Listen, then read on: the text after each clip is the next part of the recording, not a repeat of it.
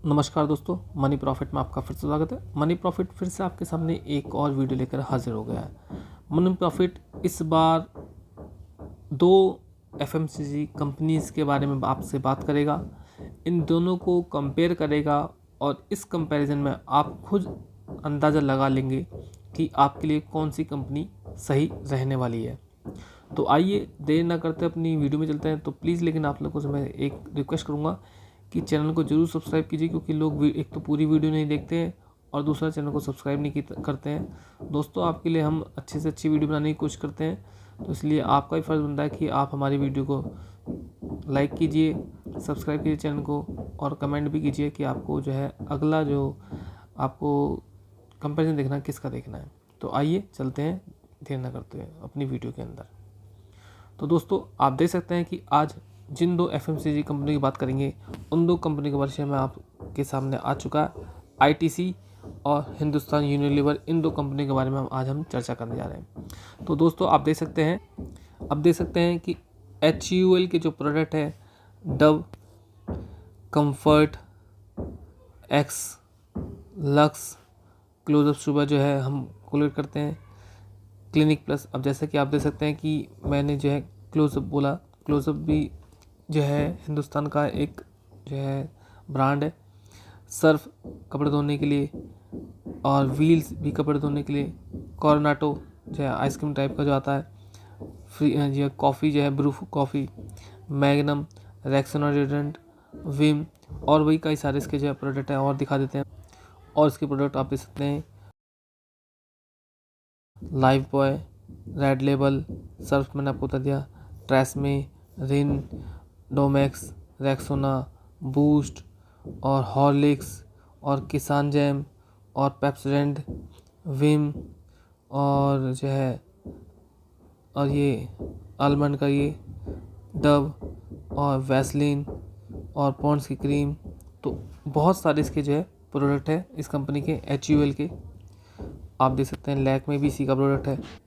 अब जैसे कि हम यहाँ पर देखो सभी के नाम बता रहे हैं, Axe fragrance, Cif, Comfort, Cornetto, Dove, Knorr, Lifebuoy, Lipton, Lux, Magnum, Pepsodent, Pond's, Sunsilk, Sure, Tresemme, Vaseline, Active Wheel, वायंस, Breeze, Bru, Citra, Clear, Close Up, Domex, Fair and Lovely, Lakme, Pears, पिरिट, रिन, सर्फ एक्सेल, टीकी, टोनियन काय, Annapurna, Brooke Bond, Three Roses, Brooke Bond Red Label, Brooke Bond Taaza, Brooke Bond Taj Mahal, Brylcreem, Clinic Plus, Elle 18, Hamam, Indulekha, Kissan, क्वेटली Wall's, Lever, Ayush, लिरेल, pure RAM, Rexona. तो काफ़ी सारे इसके जो है प्रोडक्ट हैं किसके, HUL ने जो है भरमार है HUL की। आप किसी भी घर में जाके देख लेंगे, वहाँ पे आपको 2 से 3 प्रोडक्ट ऐसे मिलेंगे जो HUL कंपनी के होंगे।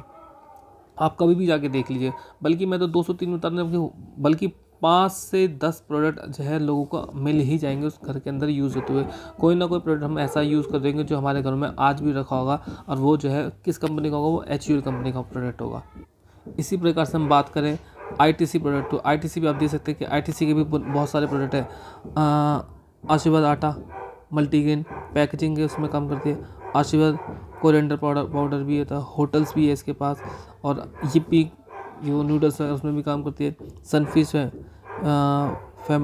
फार्मालाइट ओट्स में भी काम करती है। आशीर्वाद रागी फ्लोर भी इसका है, पेपर बोट्स में भी काम करती है।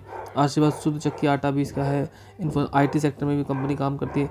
किचन ऑफ इंडिया में है इसका, और एग्री बिजनेस में भी कंपनी काम करती है। सनफिश डार्क फैंटेसी भी इसके पास है, और ITC आशीर्वाद प्योर काउ मिल्क भी होगा इसका, और सेवलॉन साबुन भी है इसका। आप देख सकते हैं कि मिंट भी जो है इसी का ब्रांड है। ये मिंट भी इसी का ब्रांड है। गमॉन भी इसका ब्रांड है। ये माचिस भी, अगरबत्ती वगैरह भी बेचती है। फंटास्टिक भी है। शिप माचिस स्टिक है। होम लाइट हम कभी काफ़ी लंबे समय से देखते हुए आ रहे हैं। सनफिश टी काफ़ी समय से देखते आ रहे हैं। बिंगो जो है आज हर बच्चे के उस पर जो है ज़ुबान पर होता है। और शॉवर जेल भी बेचती है कंपनी। और अगर आगे बात करते हैं तो इंगेज जो है डिओड्रेंट है, वो भी इसी का है। कैंडी मैनी कम टॉफ़ी वगैरह बेचती है। फियामा का साबुन शैम्पू ये जो है बेचती है कंपनी, आप देख सकते हैं। विवेल्स का भी बेचती है कंपनी। सनफिश भी इन्हीं का पार्ट है, वो बता ही दिया। निमाइल भी जो है इन्हीं का एक पार्ट है। और भी ये कंपनी जो है फ्रूट जूस में भी काम करती है, नेचुरल। अगर हम और प्रोडक्ट देखें इसके एफएमसीजी सेक्टर में तो आप देख सकते हैं सेवलॉन और विवेल मैंने आपको बता चुका हूँ। आशीर्वाद ये भी मैंने आपको दिखा दिया है। कंपनी जो है रेड चिली पाउडर भी बेचती है और कोरिएंडर पाउडर मैंने आपको बता दिया। और ये आशीर्वाद पूरा गरम पाउडर भी बेचती है कंपनी। और आप देख सकते हैं कि हल्दी पाउडर भी कंपनी बेचती है। माचिस के बारे में मैंने आपको बता दिया। कंपनी जो है अपना नमक भी बेचती है, सॉल्ट भी बेचती है। बिंगो के बारे में आप बता देते हैं। बिंगो की तो इसके पास एक पूरी रेंज है बड़ी वाली। आजकल आप जानते हैं मैड एंगल, टेढ़ा मेढ़ा, ये सब बहुत ज़्यादा फेमस है बच्चों की ज़ुबान पर। कैंडीमैन जो है प्रोडक्ट इसी का ही है, Eclairs Candyman. Candyman Fruity Fun भी इसी का एक प्रोडक्ट है। आप ही देख सकते हैं डार्क फैंटेसी बर्बन भी है, इसी का एक प्रोडक्ट है। आप ही देख सकते हैं कि डार्क फैंटेसी चॉकलेट इसी का प्रोडक्ट है। इंगेज जो डिओड्रेंट है वो भी इसी का प्रोडक्ट है। इंगेज भी काफ़ी नामी ग्रामी है, डार्क फैंटेसी भी काफ़ी नामी ग्रामी है। लोग डार्क फैंटेसी का जो है बहुत यूज़ करते हैं, गिफ्ट वगैरह में भी यूज़ करते हैं डार्क फैंटेसी का। आप देख सकते हैं यहाँ पे लगभग 107 आइटम है जो इसमें दिखा रहा है आईटीसी के उस पर साइड पर। मंगलदीप अगरबत्ती जैसे कि आपको दिखाई दे रहा होगा, पुष्पांजलि भी। तो कंपनी जो है एक बड़े रेंज पे ये भी काम करती है, एक बड़े रेंज पे हिंदुस्तान यूनिलीवर भी काम करती है। तो दोनों कंपनी का जो है एफएमसीजी सेक्टर में अगर हम बात करें, दोनों कंपनी जो है एफएमसीजी सेक्टर की एक माहिर कंपनी है। दोनों का जो है एक बड़ा जो है रेंज है, दोनों ही एक लार्ज कैप कंपनी है। अगर हम इसमें अब इस कंपनी के और अंदर जाके डिटेल में देख सकते हैं, देखते हैं इसके आगे क्या दे रखा है। अब हम दोनों ही कंपनी के जो है शेयर प्राइस के बारे में बात करें तो जैसा कि आप देख सकते हैं हिंदुस्तान यूनिलीवर का जो प्राइस है इस समय 2368 पर चल रहा है। जबकि मैं आईटीसी को देखूँ तो आईटीसी का जो प्राइस है 442 पर इस समय हमें चलता हुआ दिखाई दे रहा है। आईटीसी की जो स्थापना होती है 1910 में होती है, जबकि इसकी स्थापना काफ़ी पहले होती है। और वैसे तो जब मैं हिंदुस्तान यूनिलीवर की बात करूँ कि ये वैसे तो ये जो कंपनी हिंदुस्तान यूनिलीवर, नाम हिंदुस्तान दिया गया है बट ये कंपनी वास्तव में ब्रिटिश कंपनी है, आउट ऑफ इंडिया की कंपनी है। लेकिन जिस किसी देश में जाती है तो वहाँ जाकर जो है अपना नाम बदल लेती है और वहाँ पर जो है अगर जैसे भारत में है तो इसने हिंदुस्तान यूनिलीवर लिमिटेड कर लिया, ब्रिटेन में तो ब्रिटिश यूनिलीवर लिमिटेड कर दिया, या फिर किसी दूसरी कंपनी में जाते देश में जाती है तो वहाँ पर जो है उस देश का अपने आगे नाम लगा देती है और इस प्रकार से ये कंपनी अपना बिजनेस करती है। मार्केट कैप की बात करें तो मार्केट कैप लगभग दोनों कंपनी का लगभग समान मार्केट कैप हमें दिखाई दे रहा है। हिंदुस्तान यूनिलीवर का अगर मार्केट कैप देखो तो 5,56,407 करोड़ का है। वहीं अगर मैं मार्केट कैप की बात करता हूँ आईटीसी के तो 5,52,517 करोड़ का जो है इसका मार्केट कैप आईटीसी का है। अगर मैं करंट प्राइस की बात करता हूँ तो करंट प्राइस आपको मैंने पहले बता दिया 2368 का हिंदुस्तान यूनिलीवर का चल रहा है, जबकि इसका चल रहा है 442 का। अगर मैं हाई की बात करूँ तो हिंदुस्तान यूनिलीवर का जो हाई है 3,035 का जो हाई है 52वीं, वहीं इसका 495 का। तो अपने दोनों ही कंपनी जो है अपने 52वीं खाई से जो है डिस्काउंट में अवेलेबल है। लेकिन ज़्यादा हमें ऐसा देखने में महसूस होता है कि कंपनी जो है हिंदुस्तान यूनिलीवर ज़्यादा हमें अच्छे खासे डिस्काउंट में नज़र आ रही है बजाय जो है आईटीसी की तुलना में। अगर हम पी की बात करें तो पी देख सकते हैं कि 53 का चल रहा है और 26 का चल रहा है आईटीसी का। तो हम कह सकते हैं कि आईटीसी का जो शेयर जो है अभी महंगा चल रहा है किसी तुलना में। जो हिंदुस्तान यूनिलीवर का जो प्राइस है वो महंगा चल रहा है आईटीसी की तुलना में। अगर मैं बुक वैल्यू की बात करूँ तो बुक वैल्यू इसका 216 चल रहा है, जबकि इसका जो है 60 का चल रहा है। डिविडेंड का देखते हैं डिविडेंड कौन सी कंपनी अच्छा खासा उपलब्ध कराती है। तो डिविडेंड के मामले में जो हमें कंपनी जो दिखाई दे रही है 3.11% का डिविडेंड कौन उपलब्ध करा रही है, आईटीसी में है उपलब्ध करा रही है। जबकि जो हिंदुस्तान यूनिलीवर है ये भी जो है अपने निवेशकों को डिविडेंड देती है और ये देती है जो डिविडेंड देती है 1.77% का डिविडेंड अपने निवेशकों को देती है। अगर हम आरओसी की बात करते हैं तो आरओसी देख सकते हैं आईटीसी का जो आरओसी जो है 37.5 है और आरओसी हिंदुस्तान यूनिलीवर का जो है 27.2 है। तो आरओसी के मामले में जो है आईटीसी जो है वो मात देती दिखाई दे रही है, किसको, हिंदुस्तान यूनिलीवर को मात देती दिखाई दे रही है। जबकि हम डिविडेंड की बात करें तो डिविडेंड के मामले में भी जो है आईटीसी हमें आगे कहीं बढ़ती जाते दिखाई दे रही है। और आगे बात करते हैं अगर हम ROE की बात करते हैं तो ROE दे सकते हैं हिंदुस्तान यूनिलीवर का 20.2 चल रहा है, जबकि ROE जो है चल रहा है ITC का 28.4 चल रहा है। तो ROE के मामले में जो है ITC जो है हमें हिंदुस्तान यूनिलीवर को जो है पछाड़ती नजर आ रही है। अगर फेस वैल्यू की बात करें तो फेस वैल्यू दोनों की जो है लगभग बराबर है, एक की फेस वैल्यू दोनों कंपनियों की रखती है। अब बताया जा रहा है कि जो हिंदुस्तान यूनिलीवर का जो प्राइस है वो अपनी बुक वैल्यू से 11 टाइम ज़्यादा है, जबकि इसका जो है 7 टाइम ज़्यादा है। तो हमें दिखाई दे रहा है कि कंपनी का जो प्राइस अभी कम दिखाई दे रहा है किसका, ITC का दिखाई दे रहा है, किसकी तुलना में, हिंदुस्तान यूनिलीवर की तुलना में। दोनों ही कंपनी ने जो डिविडेंड अभी तक पेश किया है 92.4% का और यहाँ 92.2% का, लगभग दोनों ही बराबर, और दोनों ही कंपनी है ऑलमोस्ट डेट फ्री, कह सकते हैं कि कंपनी दोनों ही डेट फ्री कंपनी है। अब हम दोनों कंपनी के सेल्स के बारे में बात करते हैं। सेल्स आप देख सकते हैं, सेल्स जो है 15,818 करोड़ की जो है सेल्स की है किसने, हिंदुस्तान यूनिलीवर ने करी है दिसंबर 2024 के क्वार्टर में, जबकि ITC ने 20,736 करोड़ की सेल्स करी है। यानी कि सेल्स के मामले में जो है ITC भी जो है हिंदुस्तान यूनिलीवर को पीछे छोड़ती नजर आ रही है। वहीं मैं बात करूँ एक्सपेंस के बारे में, तो एक्सपेंस जो है इसने 12,123 का करोड़ का किया है, वहीं इसने 13,974 करोड़ का जो है एक्सपेंस किया है अपने 20,736 की सेल को करने के लिए। अब हम ऑपरेटिंग प्रॉफिट की बात करें तो ऑपरेटिंग प्रॉफिट मार्जिन देख सकते हैं आप, ये 23% का है, जबकि इसका जो ऑपरेटिंग प्रॉफिट मार्जिन देखो कितना बढ़िया है, 33% का। तो ऑपरेटिंग प्रॉफिट मार्जिन के मामले में हम देखें तो हिंदुस्तान यूनिलीवर को हमें जो है पीछे छोड़ती हुई कंपनी नज़र आ रही है, कौन सी, ITC। अब अदर इनकम के मामले में देखते हैं, जो ITC है, ITC को जो है अदर इनकम जो होती है अपनी, यानी कि अपने दूसरे कारोबारों FMCG के अलावा जो मिल रही है 623 करोड़ की जो है इनकम हो रही है, वहीं इसको हो रही है 740 करोड़ की। यानी कि इस मामले में अदर इनकम के मामले में हिंदुस्तान यूनिलीवर ने ITC को क्या कर दिया, पछाड़ दिया है। अब हम बात करते हैं नेट प्रॉफिट की। नेट प्रॉफिट आप देख सकते हैं 2,989 करोड़ का जो है हिंदुस्तान यूनिलीवर का नेट प्रॉफिट हुआ, वहीं 5,054 करोड़ का जो नेट प्रॉफिट हुआ किसका हुआ, ITC को हुआ। वहीं मैं बात करता हूँ EPS के बारे में बात करूँ तो EPS जो है 12.70 चल रहा है, काफ़ी बढ़िया चल रहा है किसका, हिंदुस्तान यूनिलीवर का, जबकि ITC का चल रहा है 3.99 का चल रहा है। तो EPS के मामले में जो है ITC को पछाड़ रही है कौन, हिंदुस्तान यूनिलीवर।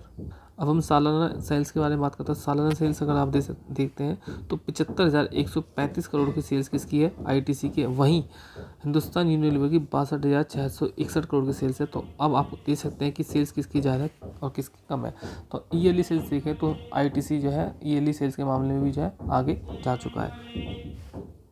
ऐसे ही ईयरली ऑपरेटिंग प्रॉफिट मार्जिन देखें तो 35% का ऑपरेटिंग प्रॉफिट मार्जिन कौन कमा रही है, ITC कमा रही है, वहीं ऑपरेटिंग प्रॉफिट मार्जिन जो है हिंदुस्तान यूनिलीवर के द्वारा अब कमाया जा रहा है 24%। तो इस मामले में जो है ITC जो है आगे बढ़ती हुई हमें दिखाई दे रही है, हिंदुस्तान यूनिलीवर को पछाड़ती हुई दिखाई दे रही है।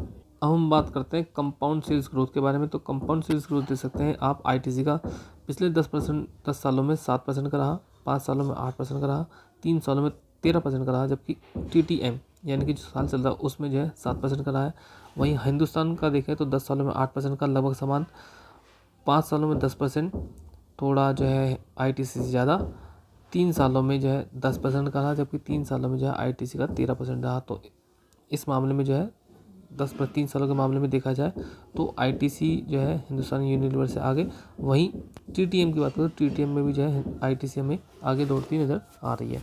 अब हम बात करते हैं रिटर्न ऑन इक्विटी की। तो रिटर्न ऑन इक्विटी आप देख सकते हैं कि रिटर्न ऑन इक्विटी में जो है 10 सालों के रिटर्न ऑन इक्विटी देखा तो 25% जो है ITC का दिख रहा है, जबकि 32% जो है हिंदुस्तान यूनिलीवर का दिख रहा है। तो 10 सालों के मामले में देखें तो हिंदुस्तान यूनिलीवर यानी कि HUL ने ITC को पछाड़ा है, जबकि हम 5 सालों में देखें तो 5 सालों में 24% जो है HUL का रहा है, जबकि 5 सालों में इसका रहा है ITC का 26% का रहा है, 3 सालों में इसका 20% का रहा है, इसका जो है 28% का रहा है, और इसका 20% रहा है लास्ट ईयर में, और उसका जो है 28% लास्ट ईयर में रहा है। तो लास्ट ईयर के मामले में हम देखें तो जो है हमें ITC का अच्छा दिखाई दे रहा है, जबकि 5 सालों में देखें तो 5 सालों में जो है हमें ITC का अच्छा दिखाई दे रहा है HUL की तुलना में, और 3 सालों का देखा तो हमें जो है ROE जो है 3 सालों में भी जो है किसका अच्छा दिखाई दे रहा है, ITC का दिखाई दे रहा है, जबकि HUL का जो है 20% का है।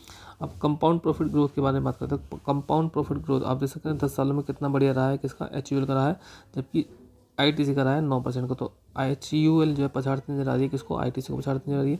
5 सालों में इसका 11% का रहा है, इसका 10% का रहा है। तो यहाँ भी जो है हमें HUL जो है आगे बढ़ती नज़र आ रही है, किससे, ITC बढ़ती हुई नज़र आ रही है। फिर हम 3 सालों को देख सकते हैं। 3 सालों में जो है HUL ने दिया केवल 8% का और इसने दिया है 16% का, तो काफ़ी ज़्यादा जो है 3 सालों में इसने जो है ITC ने HUL के मुकाबले दिया है क्या, कंपाउंड प्रॉफिट ग्रोथ। और TTM में अभी देखें तो ITC का केवल 2% का है, जबकि HUL का केवल 0% का रहा है।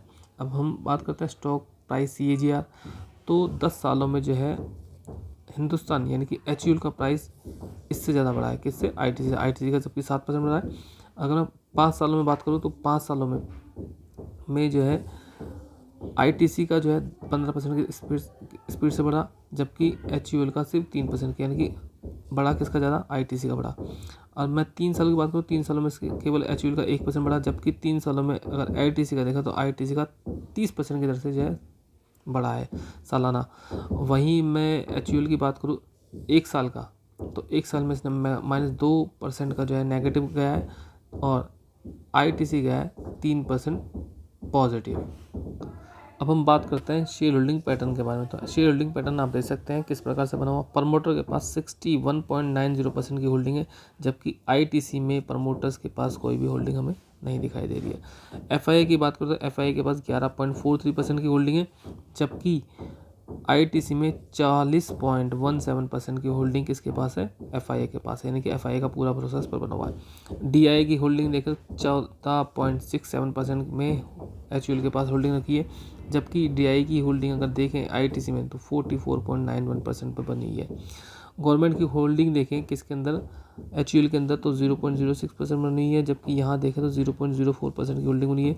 अगर हम पब्लिक की होल्डिंग की बात करें तो पब्लिक की होल्डिंग 11.94% की है HUL में, जबकि पब्लिक की होल्डिंग ही अगर ITC में देखें तो 14.88% की होल्डिंग बनी है। तो अब आप देख सकते हैं कि FII का जो इंटरेस्ट ITC के अंदर कितना है, DI का इंटरेस्ट ITC के अंदर कितना है HUL के मुकाबले, और जो पब्लिक है, पब्लिक भी जो है हमें ITC के अंदर ज़्यादा दिखाई दे रही है।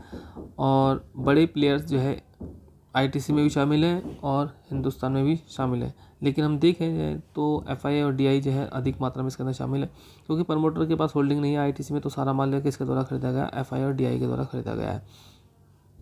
पिछले क्वार्टर के मामले में अगर देखें FII ने अपनी होल्डिंग को जो है HUL में कम किया है, और अगर मैं FII की बात करूँ तो FII ने भी जो अपनी होल्डिंग को जो है ITC में पिछले क्वार्टर की तुलना में क्या करा है, कम किया है। DI की बात करें तो DI ने जो है पिछले क्वार्टर में HUL में 14.13% की होल्डिंग करी थी, जबकि इस क्वार्टर में उन्होंने 14.67% की होल्डिंग करी, यानी कि अपनी होल्डिंग को बढ़ाया है। अगर मैं बात करूँ DI की जो है ITC के अंदर, तो ITC में भी DI ने अपनी होल्डिंग को क्या करा, इंक्रीज़ करा है। वहीं अगर मैं बात करूँ पब्लिक की, तो पब्लिक ने जो है शेयर होल्डिंग HUL में अपनी बढ़ाई है। वहीं अगर मैं बात करूँ ITC में, तो ITC में भी जो है पब्लिक ने अपनी होल्डिंग को क्या करा है, बढ़ाया है। तो आशा करता हूँ कि आपको वीडियो पसंद आएगा, और नज़रों में देखा जाए तो हमें ITC जो है ज़्यादा आगे भागती नज़र आ रही है। लेकिन अगर आप इन पर्टिकुलर शेयर में इन्वेस्ट करना चाहते हैं तो अपने आर्थिक सलाहकार से ज़रूर बात कीजिएगा, उसके बाद ही सोचिए समझे और इन्वेस्ट कीजिएगा। बिना आर्थिक सलाहकार की सलाह के निवेश नहीं कीजिए, किसी की वीडियो को देखकर निवेश मत कीजिए। मैं SEBI से रजिस्टर्ड नहीं हूँ, ये वीडियो केवल मैंने एजुकेशनल पर्पज़ से बनाया है, मेरा और कोई उद्देश्य नहीं है वीडियो बनाने का। प्लीज़ चैनल को जरूर सब्सक्राइब कीजिएगा, वीडियो को जरूर लाइक कीजिएगा। धन्यवाद, आपने वीडियो को अपना कीमती समय दिया।